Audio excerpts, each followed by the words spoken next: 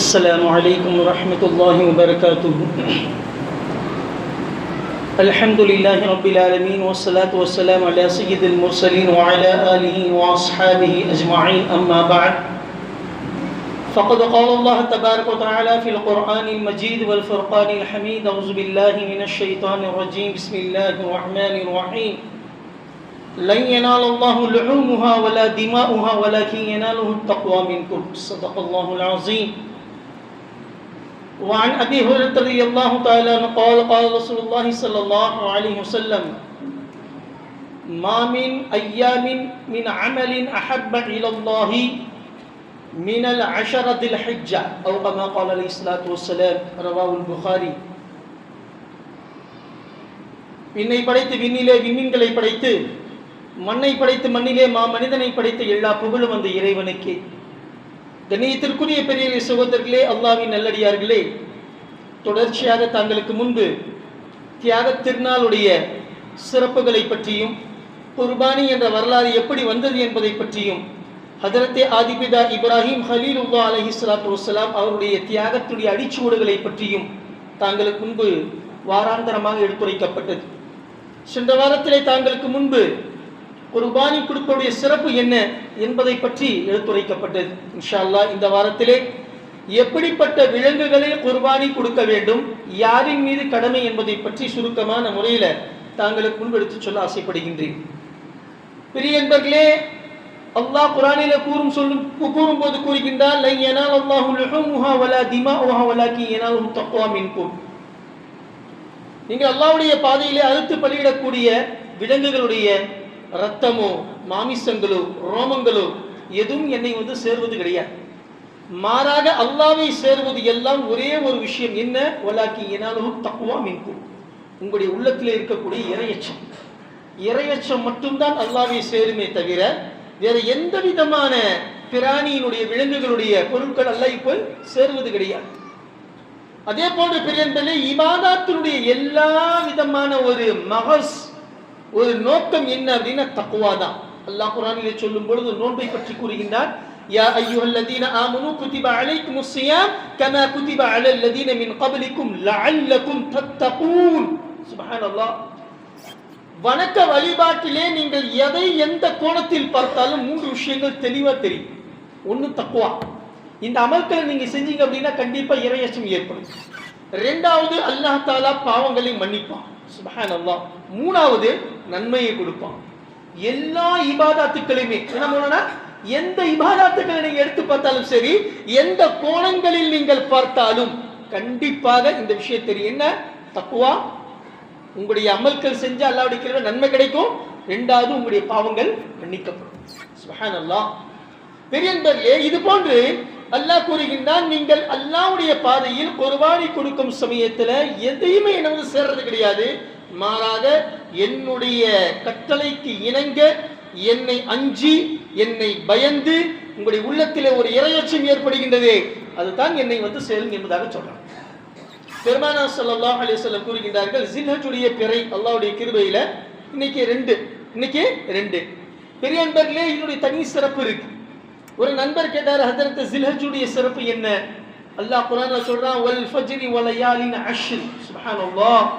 அல்லாஹ் எந்த பொருளின் மீது எந்த வஸ்துவின் மீது சத்தியமிட்டு கூறுகின்றானோ, அல்லாஹ்வுக்கு சத்தியமிட்டு சொல்லணும் அவசியம் இல்லை. சத்தியமிட்டு சொன்னா நம்ம செய்வோமா? இல்ல செய்ய மாட்டோமா? நம்ம மனுஷனுக்கு சொல்லலாம். சத்தியமிட்டு சொன்னாதான் நம்புவான். இப்ப நம்ம சொல்ற முன்னாடி நம்ப மாட்டேங்கிறான். நான் அல்லாஹ் மீது சத்தியம் செய்யலாம். அல்லாஹ்வை தவிர வேற எந்த படைப்பினம் மீதும் பொருள் மீதும் சத்தியம் செய்யக்கூடாது.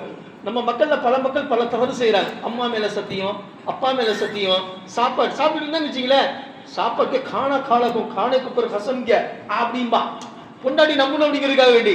பெரியன்பர்களே, படைக்கப்பட்ட எந்த பொருளின் மீது நீங்கள் சத்தியம் விடுவது ஷரீஅத்தில் அனுமதி கிடையாது. சிர்ஃப் அல்லாஹ், வல்லாஹி, அல்லாஹ்வின் மீது ஆணையாக, அல்லாஹ்வை தவிர வேற எந்த படைப்பினங்களின் மீது நீங்கள் சத்தியம் செய்யக்கூடாது. இது ஷரீஅத்தில் அனுமதி. ரொம்ப தெளிவா பில்குல் சத்தியம் செய்யக்கூடாது. இப்ப அல்லாஹ்வின் மீது சத்தியம்ங்கிறது கூடும். இப்ப அல்லாஹ் சத்தியம் ஒரு வஸ்துவின் மீது அப்படின்னா அல்லாஹ்வுக்கு சத்தியம் விடணும் அப்படிங்கிற கட்டாயமா? அப்ப சத்தியம் செஞ்சாதான் நம்ம செய்வோமா? இல்ல செய்ய மாட்டோமா? இல்ல. பெரியன்பர்களே, ஹதரத் இப்னு கஸீர் ரஹ்மத்துல்லாஹி அலைஹி ஜலாலஹு தஃப்சீர்ல கூறுகின்றார்கள், அல்லாஹ் ஒரு வஸ்துவின் மீது, ஒரு படைப்பிடத்தின் மீது சத்தியமிட்டு கூறுகின்றான் என்று சொன்னால் கண்டிப்பாக அதனுடைய மகத்துவத்தை, அதனுடைய கண்ணியத்தை, அதனுடைய உயர்வை, அதனுடைய சிறப்புகளை மக்களுக்கு எடுத்து விளக்குவதற்காக வேண்டி அல்லாஹ் சத்தியமிட்டு கூறுகின்றான்.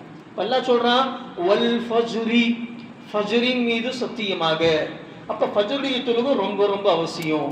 வலயாலின் அஷ்ர், 10 இரவுகளின் மீது சத்தியமாக. எந்த 10 இரவு? ஜில்ஹஜ்ஜுடைய 10 நாட்கள்.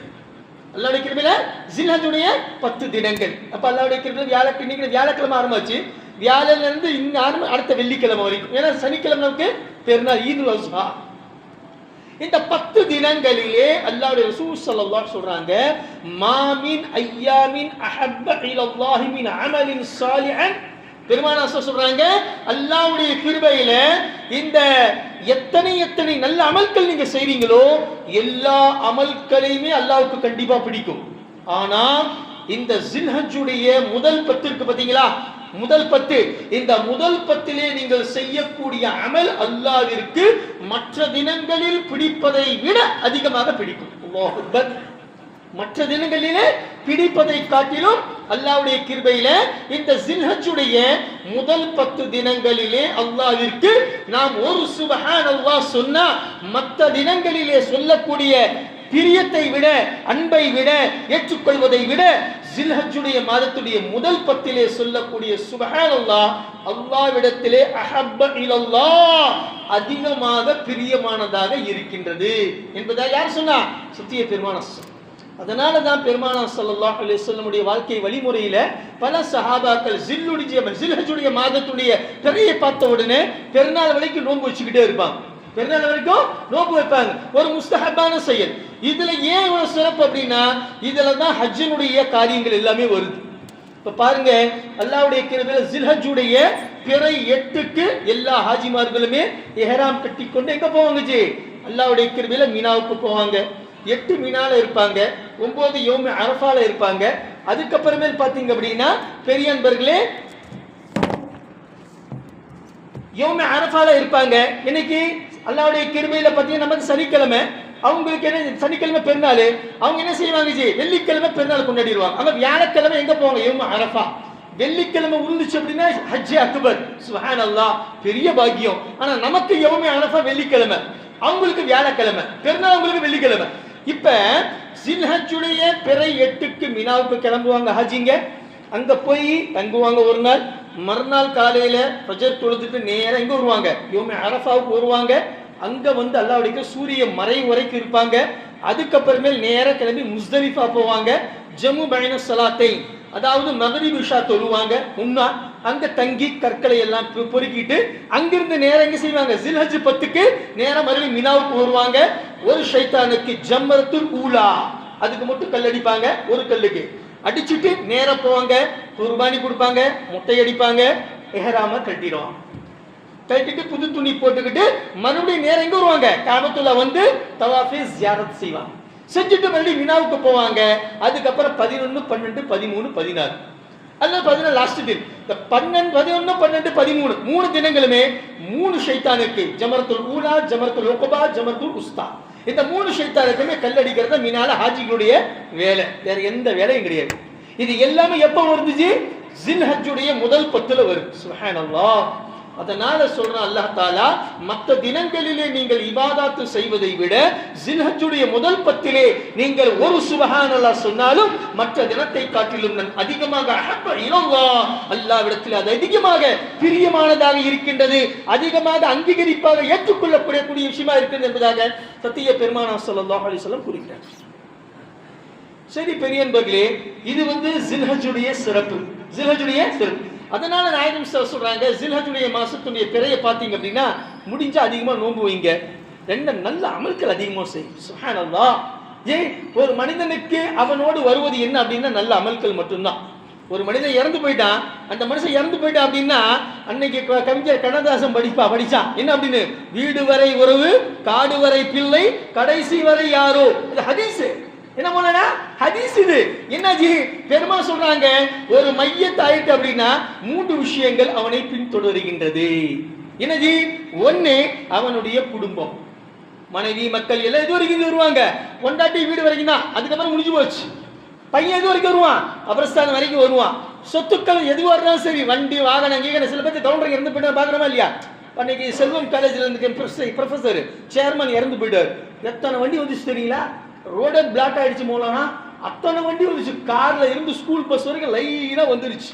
வேட்டுனா வேட்டு, சரியான வேட்டு, பட்டையை கட்டிட்டானுங்க. பெரியன்பர்களே, இது எல்லாமே எது வரைக்கும் வரும்? அபரஸ்தான் வரைக்கும் தான் வரும். அதுக்கப்புறம் யார் வருவா? நாம் செய்யக்கூடிய நல்ல அமல்கள். பெருமா சொல்றாங்க, ரெண்டு விஷயங்கள் திருப்பி போயிடும், ஒரே விஷயம் மட்டும்தான் உங்க கூட இருக்கும். எது? அமலன் சாலிஹன், நல்ல அமல்கள் மட்டும்தான் உங்க கூட இருக்கும். உன்னுடைய மனைவி மக்கள் யாருமே, கொண்டாட்டி உயிரோட இருக்கும்போது சொல்லுவா, நீங்க இல்லைன்னா என்னால இருக்க முடியாதுங்க, அப்படிங்க இப்படிங்கம்பா. உடன்கட்டை ஏற சொல்லுங்க பார்க்கலாம். மூத்தா போயிட்டான் புருஷங்கார, கபூர்ல கொண்டு போய் அடக்கம் பண்றாங்க. கொண்டாட்டி அழுகிறா, மாமா உன்னையும் உயிரோட பொழைச்சிடலாம், புருஷனை விட்டுனால இருக்க முடியாது, நீ போய் படுத்துக்கோ. படுப்பாங்களா? சொன்னா நம்மளே படுக்க வச்சு அவங்க போயிடுவாங்க. சுப்ஹானல்லாஹ்.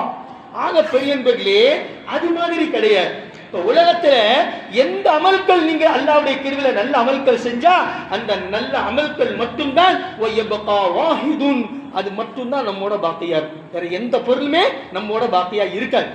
பெரியன்பர்களே, அந்த அடிப்படையில இந்த ஜில்ஹஜ்ஜுடைய மாசத்துல அதிகமா நம்ம என்ன செய்யணும்? நல்ல இபாதத்துக்கள் அதிகமா செய்யணும். ஏன்? அல்லாஹ்வுக்கு ரொம்ப பிடிச்சமான மாசமாக இந்த தினமாக இருக்குது. அதனால நம்ம என்ன செய்யணும்? ஜில்ஹஜ்ஜுடைய மாசத்துல முடிஞ்சா நோன்புகள் வைக்கணும், அதிகமா ஜிக்ருகள், திலாவத்துக்கள், நல்ல சதகா, ஹைராத்துக்கள், அமலான சாலிஹான நல்ல காரியங்களை அதிகமா செய்யணும். எது வரைக்கும் பாவம் செய்யும்? சிந்திச்சு பாருங்க. மௌலானா 60 வருஷம், 70 வருஷம், 80 வருஷம், कितने दिन भी भाई गुनाह करेंगा, गुनाह करते करते करते जिंदगी खत्म हो गई. अल्लाह अकबर. एक ना एक दिन मरना है, अल्लाह के पास जाना है, अल्लाह के सामने खड़े होना है, जवाब देना है, मौत आ जाएगी. मेरे दोस्तों, बुजुर्गों, भाइयों, तौबा करना चाहिए. कब मौत आएगा हम लोगों को पता नहीं है. इसलिए जितना हो सके, जो जिलहज का महीना है, उस महीने का जो पहला 10 तारीख है, बस 10 दिन है, वो 10 दिन में जितना ज्यादा हो सके नेक अमाल, अच्छे काम करने की कोशिश करना चाहिए. खैर பெரியன்பர்களே, இது ஜில்ஹஜ் சம்பந்தப்பட்ட விஷயம். அடுத்தது மெயினான விஷயத்துக்கு வரும். பெருமானார் ஸல்லல்லாஹு அலைஹி வஸல்லம் எப்படிப்பட்ட குர்பானி விலங்குகளை குர்பானி கொடுப்பாங்க? போன வாரம் சொல்லியிருந்த யார் மேல கடமை அப்படி, யாரிடத்தில் 612 கிராம் வெள்ளி வாங்குற அளவுக்கு உண்டான பொருளோ வசதியோ இருந்துச்சு அப்படின்னா கண்டிப்பா அவர் மேல குர்பானி வாஜிப். இன்னைக்கு 60,000 ரூபாய். எனவே இன்னைக்கு நம்ம கிட்ட நம்முடைய சுய தேவைகள், தன்னுடைய கடன்கள் எல்லாம் போக ஒண்ணுமில்லை. இந்த போனு ஒரு 80,000 ஒரு பேச்சுக்கு வச்சுக்கோம். இன்னைக்கெல்லாம் என்னென்னமோ வச்சிருக்கிறோம். நம்ம தான் டப்பா போன் வச்சிருக்கிறோம். இன்னைக்கெல்லாம் சின்ன சின்ன பசங்க பார்த்தீங்கன்னா ஐபோன் வச்சிருக்கிறான், அவன் பார்த்தா என்னென்னமோ வச்சிருக்கிறான். பெரியன்பர்களே, அது மாதிரி ஒரு போன் வச்சிருக்க அவன் 80,000 ரூபாய், வேற எதுவுமே கிடையாது அவங்ககிட்ட. 80,000 வச்சிருக்கிறான், போன் வச்சிருக்கான். இப்போ அவன் மேல குர்பானி வாஜிபா? கண்டிப்பா வாஜிப். ஏன்? 612 கிராம் வெள்ளி வாங்கக்கூடிய பெருமானம் உள்ள பொருள் அவங்ககிட்ட இருக்கு. இப்போ ஒண்ணுமில்ல, ஜகாத் இருக்கு. ஒரு நண்பர் என்ன மசாலா கேட்டார். என்ன அப்படின்னா, ஹசரத் என்கிட்ட நான் ஒரு கடை வச்சிருக்கிறேன், சொந்தமா வீடு இருக்கு. நல்லா கவனமா கேட்கணும். ஏன்னா குர்பானுடைய மசாலா வேற, ஜகாத்துடைய மசாலா வேற. ஏன்னா மசாலாக்கள் நீங்க தெரிஞ்சுக்கணும். இப்ப ரெண்டையும் மட்டும் குழப்பிட்டு இருக்க கூடாது. அவர் சொல்றாரு, எனக்கு சொந்த வீடு இருக்கு, கடை வச்சிருக்கிறேன், 5 லட்சம் ரூபாய் கடன் வாங்கி கடை வச்சிருக்கிறேன். இப்ப என் மேல ஜகாத் வாஜிபா? வாஜிப் இல்ல. ஏன்? அதை தவிர இருக்குதா அவங்ககிட்ட? இல்லப்பா, என்கிட்ட எதுவுமே கிடையாது. என்ன பண்ணனா, சொந்த வீடு தான் இருக்குது, 5 லட்சம் ரூபாய் கடன் வாங்கி நான் கடை வச்சிருக்கிறேன். அந்த கடையில முதலீடு போட்டது கடன் வாங்கி தான் போட்டிருக்கிறேன். இப்ப என் மேல ஜகாத் வாஜிபா? ஜகாத் வாஜிப் இல்ல. ஏன்? நீ கடன்காரனா இருக்கிற, 5 லட்சம் ரூபாய் கடனாளியா இருக்கிற, அதனால உன் மேல ஜகாத் வாஜிப் இல்ல. சொந்த வீடு, சொந்த வீட்டுக்கு ஜகாத் கிடையாது. நீங்க 5 கோடி ரூபாய் போட்டு பயங்கரமான ஹை லெவல் லக்ஸரி வீடு கட்டி இருக்கிறீங்க, உங்க மேல ஜகாத் கிடையாது. ஆடி காரே வச்சிருக்கிறீங்க, 2.25 கோடி ஆடி கார் ஹை லெவல்ல வச்சிருக்கிறீங்க, உங்களுடைய உபயோகத்துக்கு, வாடகைக்கு இல்ல, நீங்க யூஸ் பண்ற ஓன் யூஸ்க்கு வச்சிருக்கிறீங்க, சொந்த தேவைக்காக வேண்டி ஜகாத் கிடையாது. அல்லாஹ் அக்பர். ஏன்? உன்னுடைய சுய தேவைக்காக வேண்டி நீ வச்சிருக்கிற. அதனால அல்லாஹ் சொல்ற, எவ்வளவு அல்லாஹ் தஆலா தீனை இலேசாக்கி வச்சிருக்கிறான் பாருங்க.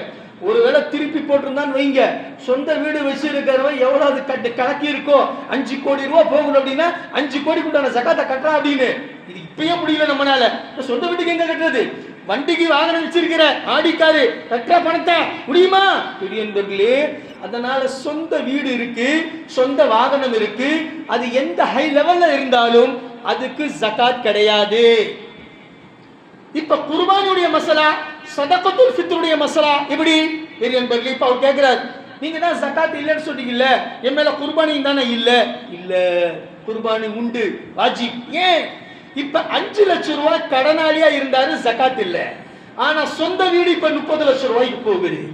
5 லட்சம் ரூபாய் கழிச்சிருங்க பேச்சுக்கு, அவருடைய விஷயத்துக்கு வருவோம், அவர் லைனுக்கு. 5 லட்சம் ரூபாய் கழிச்சா மீதி எவ்வளவு?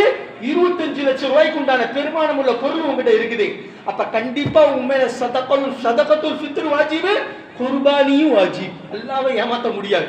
அவர் கேட்கிறாரு என்கிட்ட, ஜகாத் தான் இல்லைன்னு சொல்றீங்கல்ல, இப்ப குர்பானி இல்லைன்னு தானே சொல்லணும். இல்ல, அந்த சட்டம் வேற, இந்த சட்டம் வேற. நீங்க சொந்தமா ஒரு பொருள் 60,000 ரூபாய் ரொக்க பெருள் உள்ள ஏதாவது ஒரு பொருள் நீங்க வண்டி வச்சிருங்க. சரி, எதுவுமே இல்ல பாய், என்கிட்ட எதுவும் இல்ல, வீட்டுல வந்து ஜஹீர் பாய் तुम बोलते मेरे पास काबी नहीं, लेकिन घर में जाकर हिसाब डालते हैं, फ्रिज रखे हैं, वॉशिंग मशीन रखे हैं, बड़ा शैतान एलईडी टीवी रखे हैं, अभी क्या क्या रखे हैं कि पूरा हिसाब डाले तो 60,000 रुपये आता. तुम्हारे ऊपर कुर्बानी वाजिब, तुम्हारे ऊपर कुर्बानी वाजिब. அல்லாஹ்வை ஏமாத்த முடியாது பாய். மனுஷனை ஏமாத்தலாம், அல்லாஹ்வை ஏமாத்த கூடாது. அது மாதிரி பெரியவர்களே, 60,000 பெருமானம் உள்ள ஒரு பொருள் ஒரு மனிதனிடத்தில் இருந்துச்சு அப்படின்னா கண்டிப்பாக அந்த மனிதரின் மீது குர்பானி வாஜிப். குர்பானி வாஜிப். ஒண்ணு. ரெண்டாவது, மனைவி தங்கம் வச்சிருக்கிறா, நகை வச்சிருக்கிறா. இப்ப உதாரணமா 3 பவுன் 4 பவுன் 5 பவுன் 10 பவுன் வச்சிருக்கிறா அப்படின்னா அவங்க மேல தனியா குர்பானி வாஜிப். ஆனா நம்ம ஆளுங்க பயங்கரமான கில்லாடிங்க. நான் அடிக்கடி சொல்லியிருக்கேன், வீட்டுல 10 பேர் சம்பாதிச்சாலும் ஒத்த ஆடு தான் கொடுப்பான், ஒரே ஒரு ஆடு கொடுப்பான். कीरे 10 जने कमाते हैं ना रबा, एक बकरा देता, वो तो दे तू ना कुर्बानी, एक बकरा किसकी तरफ से? हमारे अब्बा की तरफ से, तेरी अम्मा की तरफ से, वो तो दे तू ना, ये तेरे तरफ से वो सीधी देती है.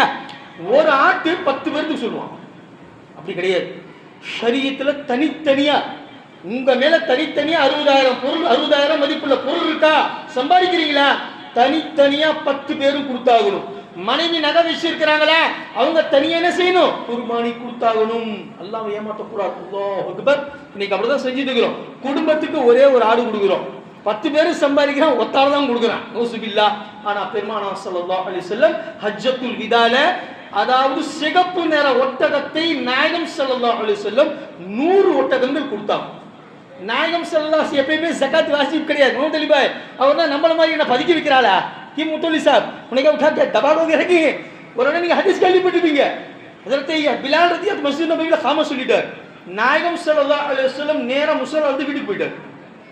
இவங்க நினைச்சாங்க எல்லாம் காம சொல்லிட்டாங்க, எந்திரிச்சு வெளியே போயிட்டாரு அப்படின்னு. மக்கள்லாம் தகச்சு போயிட்டாங்க, புதுமையான விஷயத்தை பார்க்குறோமே அப்படின்னு.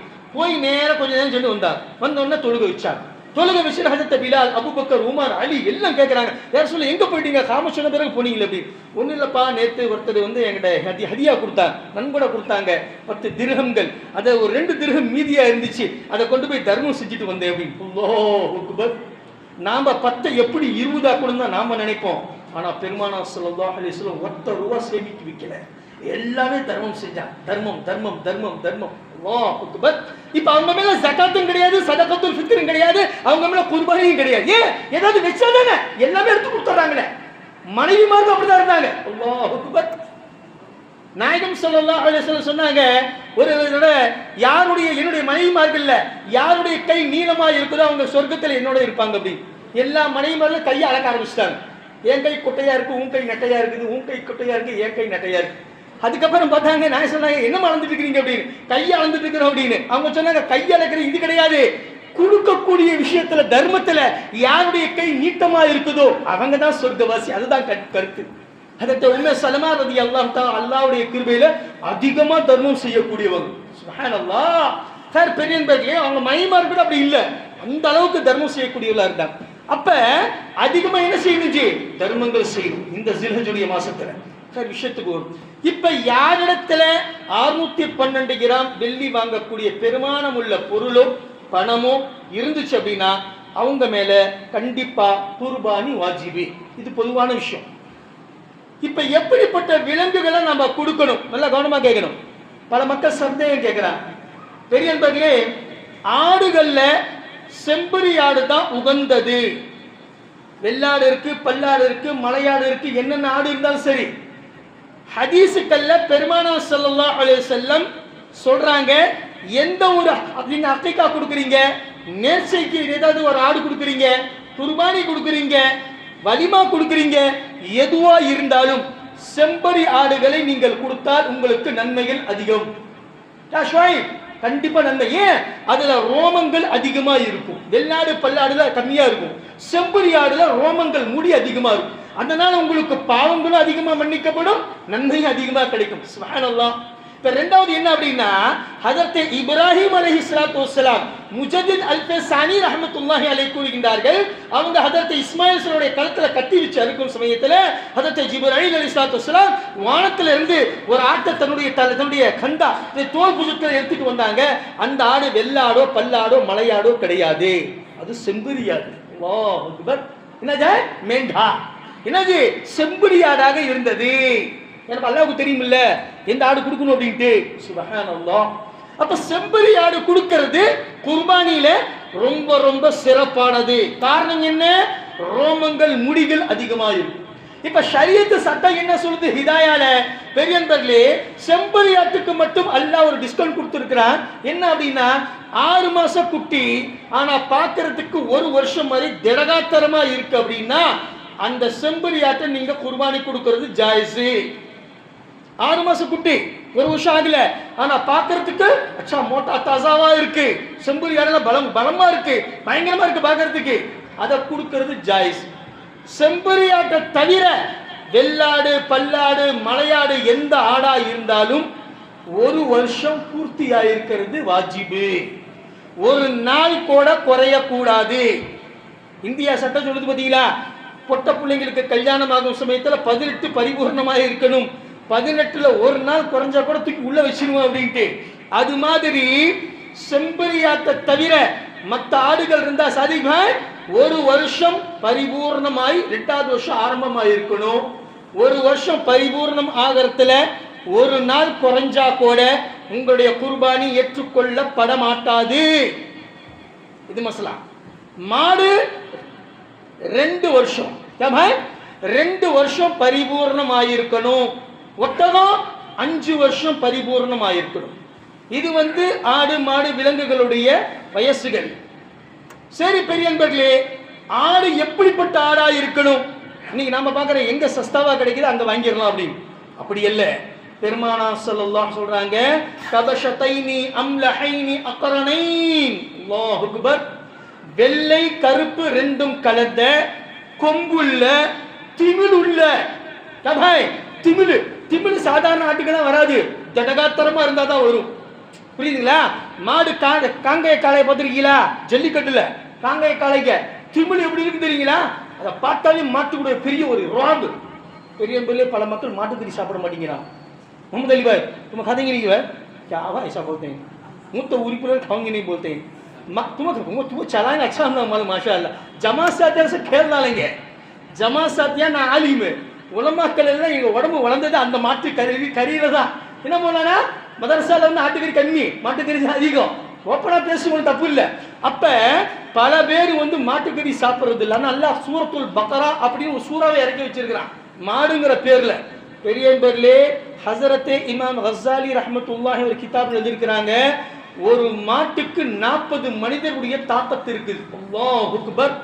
मोहम्मद अली भाई उसमें तुम ऐसा हो गया, एक बैल में 40 इंसान की ताकत है, इसलिए बैल का गोश्त खाओ. ஆனா பெருமானார் ஸல்லல்லாஹு அலைஹி வஸல்லம் மாட்டுக்கறி சாப்பிட்டது கிடையாது. தெரியுமா உங்களுக்கு? ஜலாலின் தஃப்சீர்ல ஹதரத்தே முஜத்தித் அல்ஃபசானி ரஹ்மத்துல்லாஹி கூறியிருக்கின்றார்கள், நாயகம் திருமேனி ஸல்லல்லாஹு அலைஹி வஸல்லம் மாட்டுக்கறி சாப்பிட்டது இல்லை. ஏன் அப்படின்னா அவங்க வெறுக்கல, அவங்க உடம்பு உஷ்ணம், உஷ்ணத்தின் காரணமாக அவர் சாப்பிடல. ஆனா குர்பானி கொடுத்திருக்கிறாங்க, மனைவிகள் சார்பாக குர்பானி கொடுத்திருக்காங்க. ஆனா ஷமாயிலே திர்மிதியில் அறிவிக்கப்பட்டிருக்கு பெருமானார் ஸல்லல்லாஹு அலைஹி வஸல்லம் சாப்பிடல. ஏன்? சஹாபாக்கள் கேட்கறாங்க, மனைவி மக்கள் கேட்கறாங்க, ஏன் சாப்பிடுறது இல்லை? மனுஷன் ஒரு விஷயத்தெல்லாம் தெரிஞ்சுக்க முகமது அலி பாய், நம்மளுடைய உடம்புக்கு என்ன ஏத்துக்க முடியுதோ ஒப்புக்கொள்கின்றதோ அந்த உணவு கொடுக்கறது தான் சுன்னத்து இல்லைங்களா மௌலானா? நல்லா நல்டிச குள்டித்த காலகோ பிக்சர் ரெட் லைட் சிலுக்தா ஏ சிலுக்தா ஓ சிலுக்தா ஹோதானி அப்படி கிடையாது. காஜி ஹக்கு பாய், சுன்னத்து என்ன அப்படின்னா நம்ம உடம்பு எதை ஒத்துக்குமோ அப்படிப்பட்ட உணவை கொடுக்கறது தான் சுன்னத்து. உடம்பு ஒத்துக்க மாட்டேங்குது, தின்றா தின்றா தின்றா அப்படின்னு ஆசைக்கு சாப்பிட்டுக்கிட்டு மௌசுபில்லா பெரியன்பர்களே, அது ஜாயிஸ் இல்லை, சரியில்லை. ஆனா பெருமானார் உடம்பு நல்ல உஷ்ணமான உடம்பு, நாயகம் உடம்பு உஷ்ணமா. அதே மாதிரி ஹஜரத் அலி ரஸியல்லாஹு உடம்பு ரொம்ப உஷ்ணமான உடம்பு. அவருக்கு அடிக்கடி மசி வரும். இந்த இளநீர் வருது பார்த்தீங்களா, மசி காம தண்ணி மாதிரி, அது அடிக்கடி வரும். அதனால ஒரு மசாலா கேட்டாங்க பெருமானார் சொல்லிட்டு, அவர் போய் நேராக கேட்கல, மருமகனாச்சே கேட்கல, வெக்கப்பட்டு அதற்கு அபூ தல்ஹா சொன்னாங்க, நீங்க போய் கேளுங்க. மசி வந்தா, மணிங்கிறது வேற மசிங்கிறது நான் சொல்லியிருக்கிறேன். சின்ன சின்ன பசங்க இருக்கா, இப்ப அது வேண்டாம், பெரிய கெட்டு போயிடுவாங்க. இப்ப அந்த மசிங்கிறது வெளியில வந்தா குளிப்பு கடமையாகுமா ஆகாதா? கண்டிப்பா குளிப்பு கடமையாகாது. ஆனா ஒசு முறிஞ்சு போயிடும். மசி வந்தா, இளநீர் வந்தா ஒசு முறிஞ்சு போயிடும், உறுப்புகளை கழுவணும். எந்த இடத்துல பட்டு இருக்கோ அந்த இடத்த கழுவுறது வாஜி. இப்ப அவங்களுடைய உடம்பு உஷ்ணமான உடம்பு. யாருடைய உடம்பு உஷ்ணமான உடம்போ அவங்களுக்கு கண்டிப்பா மசி அதிகமா வரும்.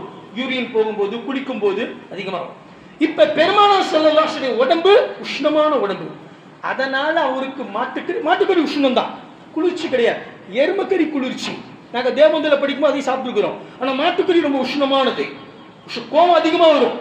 மாட்டுக்கறி யார் அதிகமா சாப்பிட்றாங்களோ அவங்களுக்கு கோவம் அதிகமா வரும். அப்ப முஜது இமாம் கசாலி ரஹ்மத்துல்லாஹி சொல்றாங்க, ஒரு மாட்டுக்கு 40 மனிதருடைய சக்தி இருக்கு. அல்லாஹ் அக்பர். மாடு சாதாரணமா நினைக்காதீங்க, சாதாரணமான விலங்கு கிடையாது.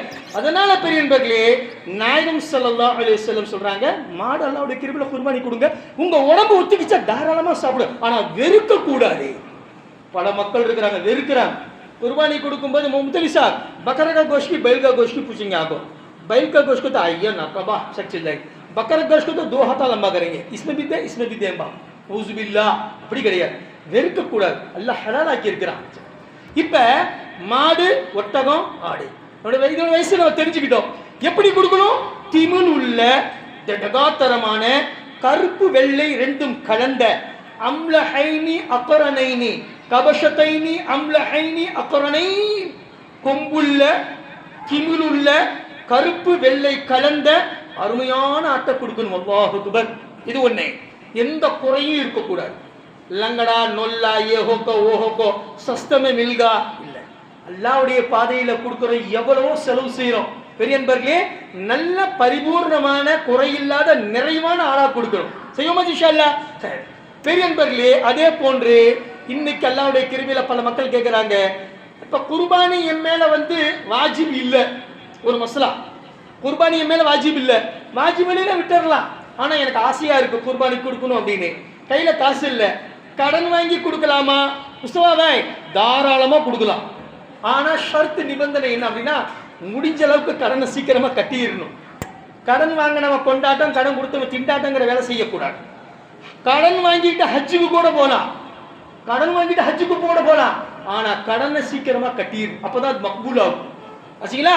அது மாதிரி குர்பானி, இப்ப இன்னொரு மசலா இருக்கு, குர்பானி என் மேல வாஜிப் தான், ஆனா இப்ப என் கையில காசு இல்ல, இப்ப என் கையில காசு இல்ல பாய், இப்ப என்கிட்ட கையில காசு என் மேல குர்பானி வாஜிப். இப்ப சொந்த வீடே இருக்கு, மற்றபடி இந்த வருமானம் இல்ல, கையில காசு இல்ல, குர்பானி எப்படி கொடுக்கறது? கடன் வாங்கி கொடு, முடிஞ்ச அளவுக்கு எவ்வளவு சீக்கிரம் முடியுதோ. பாபு பாய் போல அது உண்மையான விஷயம். பெரிய பேர்ல கடன் வாங்கணும் அப்படின்னா கை மாத்து தான், வட்டிக்கு வாங்க கூடாது. அல்லாஹ் அக்பர். பியாஸ்கு லேக்கோ சூட்கு லேக்கோ மீட்டர் வட்டி கந்து வட்டி, அந்த வட்டி வாங்கி நீங்க கொடுக்காமே நீங்க இருந்துடலாம். வட்டிக்கு வாங்கி நீங்க குர்பானி கொடுக்கறதுக்கு நீங்க கொடுக்காமலேயே இருந்துடலாம். அப்படி வாங்கி கொடுத்தீங்கன்னா டபுள் குணா. ஏன்? வட்டின்னு ஒண்ணு, ரெண்டாவது ஜாயிஸ் இல்லாத ஒரு வேலை செஞ்சுட்டு இருக்கிறீங்க. அதனால பெரியன்பர்களே, ஷரியத்து சட்டம் இந்த நிலைமையில அவர்கிட்ட இல்ல, கடன் வாங்கி தாராளமா கொடுக்கலாம், ஆனா எவ்வளவு சீக்கிரம் முடியுதோ அவ்வளவு சீக்கிரம் திருப்பி கொடுத்து விட வேண்டும். பெரியன்பர்களே, ஆக குர்பானி கொடுக்கக்கூடிய விலங்கு எந்த விதமான குறைபாடுகள் இல்லாம நிறைவான ஆட்டையோ விலங்குகளையோ கொடுப்பதையே அல்லாஹ் ரசூல் விரும்புகின்றார். பெருமானார் ஸல்லல்லாஹு அலைஹி வஸல்லம் அதிகமாக சொன்னாங்க, ஃபதீபு பிஹா நஃப்ஸன், ஃபதீபு பிஹா நஃப்ஸன், ஃபதீபு பிஹா நஃப்ஸன். தில் கோல்கர் குர்பானி கரோ, கஞ்சூசி மத் கரோ. மனம் திறந்து தாராளமாக வருஷத்துக்கு கொடுக்கிறோம், நல்ல விலங்குகளா, திடகாத்தரமான விலங்குகளை கொடுங்க என்பதா. கடைசியா ஒரே ஒரு ஹதீஸ் சொல்லி என்னுடைய உரைக்கு முற்றுப்புள்ளி வைக்கின்றேன். ஹஜரத் அபூ ஹுரைரா ரலியல்லாஹு தஆலா கூறுகின்றார்கள், وعن ابي هريره رضي الله تعالى عنه قال قال رسول الله صلى الله عليه وسلم من كان له ساعه ولم يضحي فلا يقربن مصلانا. نعوذ بالله. நாயகம் ஸல்லல்லாஹு சொல்றாங்க, மன் கான லஹு சஅதன், யாருக்கு வசதிகள் இருக்கின்றதோ, யாருக்கு அல்லாஹ் குர்பானி கொடுக்கக்கூடிய பொருளாதாரம் கொடுத்திருக்கின்றானோ, கொடுத்த பிறகும் வலம் யுஸஹி, கஞ்சத்தனத்தின் காரணமாக அவன் குர்பானி கொடுக்கவில்லை. வசதி இருக்கு, பணம் இருக்கு, சொத்து இருக்கு, எல்லாம் இருந்தும் அவன் கொடுக்கவில்லை என்று சொன்னால் ஃபலா யக்ரபன்ன முஸல்லானா, ஈத்காவின் பக்கம் நெருங்காதே. எந்த மூஞ்சியை வச்சுட்டு வர நீ? ஈத்காவுக்கு வராதன்னு சொல்லல, தொழுகைக்கு வராதன்னு சொல்லல. ஃபலா யக்ரபன்ன முஸல்லானா, என்னுடைய ஈத்காவின் பக்கம் நீ நெருங்காதே, அதுக்கு தகுதி உனக்கு இல்ல. யார் சொல்றா? சத்திய பெருமானார் ஸல்லல்லாஹு அலைஹி வஸல்லம். அதனால பெரியன்பர்களே, நமக்கு கொடுக்கக்கூடிய வாழ்க்கை ரொம்ப குறைவான வாழ்க்கை. அதுல நல்ல காரியங்களை அதிகமா செய்யணும். பணத்தை சேர்த்து என்ன செய்ய போறோம்? எதை கொண்டு போறோம்? ஒன்னும் கொண்டு போறது கிடையாது. அதனால பெரியன்பர்களே, நமக்கு அல்லாஹ்வுடைய கிருபையில எத்தனை பேர் வீட்டில் இருக்கிறாங்களோ, யார் யார் மேல குர்பானி வாஜிபோ அவங்க எல்லாம் மறக்காம தவறாம இன்ஷா அல்லாஹ் ஆடுதான் கொடுக்கணும் அப்படிங்கிறது கிடையாது. அல்லாஹ் அதுக்கும் டிஸ்கவுண்ட் பண்ணி கொடுத்துருக்கிறான். என்னது? ஷேர்ல சேருங்க.